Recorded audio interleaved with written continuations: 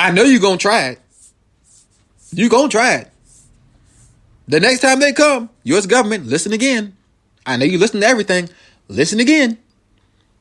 They pulling up deeper next time. They pulling up stronger next time. More of the deep south is going to travel up there. They've been practicing. They've been at shooting ranges. They've been gearing up for this shit for a long time. And again, to my people, stay the fuck out the way, man. This ain't time for us to go out there and help combat and protest against them. No, stay the fuck, no. Let them go on that suicide mission by themselves. We not going, I don't want none of us up there to say, yo, we need to be a deterrent and show them that we are not scared of them in America. Fuck that.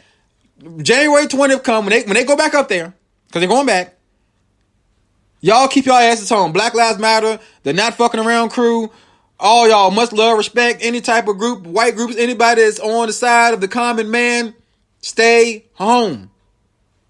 Because the shit is going to get crazy ugly January 20th. Stay home. Do not get involved with this shit. Because I'm going to sit back and I'm going to make me a nice little drink. I might drink, sitting there, a little ice on there, a little something. I might put a little umbrella in my shit like I'm on vacation. And I'm going to watch them. And this time, U.S. government, y'all got to handle, y'all got to whoop their ass. I don't want to turn no damn YouTube video, see y'all getting your ass whooped. I'm looking at the fucking policemen and Secret Service not Secret Service, because Secret Service was handling theirs. Them motherfuckers are legit. I'm looking at officers getting their ass whooped by fucking Joe Schmoes and Pop Belly Freds with flags.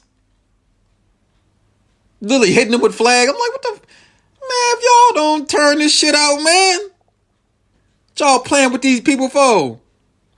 That's what got me when they got in the building. It was like they were still trying to organize them like they was a regular crowd. Like, hey, can you please? Oh, wait, you're not supposed to be right here in that spot. No, it's time to start busting heads, bro. It's time to start busting heads. And the thing that got me, all these people, all these bags on them and big luggage. What the fuck you got in your bag in the fucking Capitol building? Man, how many weapons is in here? Explosives went off yesterday. They ain't really talk about that much. You know how hard it is for these damn white folks to have to call their own people domestic terrorists? To my white listeners, I love y'all all, but we got to talk real on Candid Talk. They have been wanting to hold back on that term domestic terrorism for a long time when it deals with white folks. The church shooting in South Carolina where the young boy went there and shot 13, 14, 15 black folks and killed them all in the sake of racism. They didn't want to call him a domestic terrorism.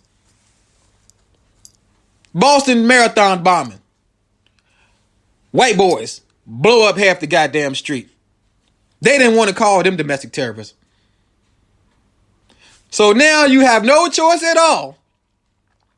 Because this is the definition of domestic terrorism. You finally had to call some white folks domestic terrorists. Look at that. It felt like a revelation, didn't it? Like, oh shit, they got us by the balls, so we got to call them domestic terrorists. We have to call them thugs. We have no choice. Mitch McConnell, that old bag of freaking potatoes, that piece of shit. It was bad when I saw Mitch McConnell finally say, y'all know what, this is too much bullshit. Y'all fucking up. Like, Mitch McConnell had to back off. Yeah, the Mitch McConnell, that guy, the one who is a fucking hater, the one who wants to block stimulus, all or whatever. Don't get me started on him. But it got that bad that he had to say, y'all, man, you know what, man, goddamn. On his way out. Democrats have taken over. It's Mitch McConnell on his way out. Says, you know what, man, nah. Hell no. Hell no. Trump lost, man. Y'all, we got to stop this. That's bad when he finally says some shit like that. Comment section. Carnell says, fuck that turtle. I'm gonna tell you, I don't know why I feel like he wants to be the most hated person. I don't know, but it's hard to pass Donald Trump. So he's kind of like, goddamn, I gotta concede to Trump being the most hated motherfucker. Same time, that's what's going on. And I want all these people in Congress, y'all, who have backed this rhetoric, who have funded it, who have helped funnel bad information to the people. Oh, y'all got to get called to the fire too. Y'all got to put y'all feet up. Y'all got to get checked. Again, Mayor Rudy Giuliani. Oh, we got to hire you in a little building, little meeting, a little something, a hearing or something. Because all y'all who was riding with that wave, who still, he got some few loyal ones, y'all, that are riding to the death. We got to call them out too. We can't let this Trump shit go away, fade off, move on, and Mayor Rudy Giuliani is still running around acting like everything cool. No, nah, motherfucker. You come here. Bring your ass here. Bring your ass here, boy. Okay? Okay? We sat there and watched Al Gore lose to George Bush. We sat there and watched them show us the votes, literally show us that Al Gore had won. We then turned around and watched them say, never mind, recount, George Bush actually won. We watched that. That was our side. And when I say our, I mean majority of minorities and all the other, oppressed people. That was us. That was Al Gore. And you know what happened? Inauguration came. Al Gore came up there. He shook George Bush's hand. He said he is going to pass. He's going to happily concede or proudly concede the power of the White House to George, the rightful winner, George Bush, and said he will support him in any way that he can. This is what class is about.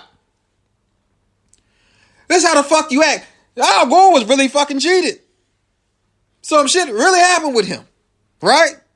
I ain't talking about the little 5,000 votes y'all claim y'all found in a 7 million vote discrepancy. I'm talking about he had some real shit back then, right? Y'all remember that? And what we do as America, we just moved on. Ain't nobody, we just moved on, man. We live life.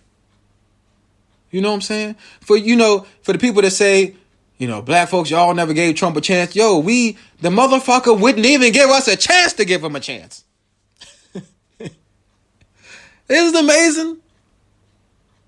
The last election after he won, the only election he won, I'm like, damn, man, I really don't rock with how this dude talk and all this stuff with Mexico on the wall. He kind of hard on Mexicans, man. Like, I don't really, you know what I mean? But I got to a point where I was like, yo, I gotta, man, maybe I gotta hear this guy out. Maybe they're right. Maybe he gonna get us, we gonna have this money right.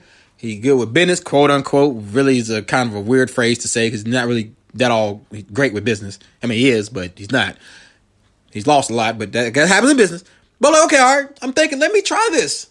Let me just not be negative about Donald Trump. That shit lasted literally for, I think, about a day and a half. Because that fast he had said some fucked up shit.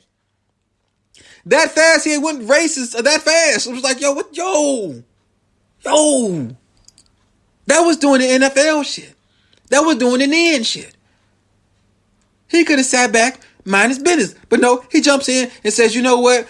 I wish NFL owners would tell them players, if you want a knee, you son of a bitches are fired. Ain't that the term he used? Call them sons of bitches. And then ain't that what he said? Come on, man. I said, God damn. Damn. He won't even give me a chance to give him a chance. And it just kept happening over and over and over and over and over. Every example of racism, Donald Trump jumped in and picked the side of racism. And y'all looking at us like why we don't rock with him. What the fuck is... I got white people that look at me and say, no lie, y'all. You know what? I know he has some weird racist moments, but I really think he's doing really good with the comedy. I really think we can't just gloss over the racist part. What? We can't gloss over the racist part. That's how some white folks really think. Like, yeah, that is true. Like it's a small little knock on them. Like, you know what I'm saying? Like, oh well, he's a vegan, but he's cool. Like, what? Hold on, what?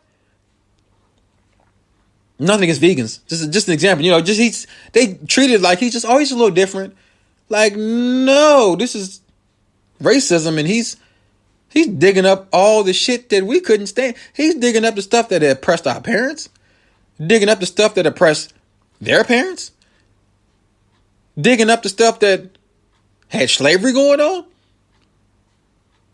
This ain't nothing small. This ain't no little blimp to get by. That's what loses me about that. And so I'm telling y'all now, I'm going to have, tell my Candid Talk listeners, y'all were here a couple of weeks ago when I had a Trump supporter on, right after the election. I brought a Trump supporter on because I'm about fairness and letting people speak. Me and that person have been definitely arguing, battling for the last few days over this current stuff. At the same time, I've talked to her and told her again, you can come back on this show. Because she's very passionate about what's going on right now. Her name is Kirsten Herman. She's very passionate. She's talking about Antifa this and that and the voter registration, the fraud. And we got proof in there. I'm going to bring her ass back on the show. Because she has done all this work and research and due diligence of horse shit. And she was a friend of mine. I've known her and her husband for years, and this is the first time that politics have came in between us. Because in the past, it just nobody cared. Whatever you wrote for, whatever. But hours and hours of research of horseshit. All these alternative websites, alternative to Google, alternative to Facebook, all these alternative sites with all this documentation of fake shit. Isn't it amazing that the man who coined the phrase fake news only watches fake news? Wow. The man who coined the phrase fake news has now became a pioneer in fake news. You can't make it up. You can't make it up. Look, man. I want a dialogue with the people. I wanted common ground, but I come to the point to realize that, man, it may be a while before we get back to calm waters, y'all. We may have to go through the most ugly of ugly for us to get this all the way right. You know? Because at the end of the day, man, them people are going to be here past January 20th. His people. And I don't know what they're going to do. Because they can't stay. They have a deep hatred for Joe Biden. They can't stomach the fact that they got to watch this man run the country. They're in a culture shock. They really thought Trump had them believing there was no shot in hell that he was losing. Mike Pence. Didn't we tell your dumb ass? You back to reality now, huh, Pence? Oh, okay, I get it. Okay. All right. Oh, you get it now. Okay. I told y'all, man. I said on Candid Talk, man. I told y'all on the first night of voting. Y'all remember the first night where it was supposed to be, we were thinking it was going to be like normal and on pace, and then all of a sudden we kind of realized that this stuff was not going to be an on pace election because of coronavirus and the voting. And at fucking 11:45, Donald J. Trump decides to get up on the podium and say that he has won the fucking election when there is nowhere near done counting the votes. He had knelt victory. And I sat there at the same time and watched Pence come right after him and talk against what he said and said, we haven't won anything yet. Let the votes be